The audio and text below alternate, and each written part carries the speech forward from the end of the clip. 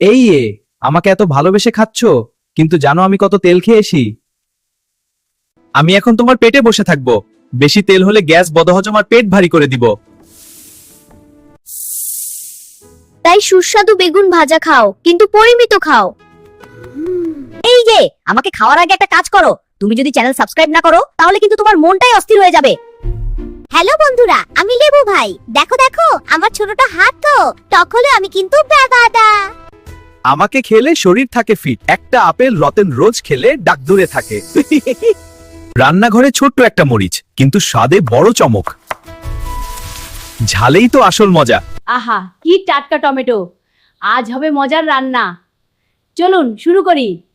ভিডিওটি ভালো লাগলে লাইক দিন, আপনার মতামত কমেন্টে জানান, এমন আরো ভিডিওতে শেয়ার করুন।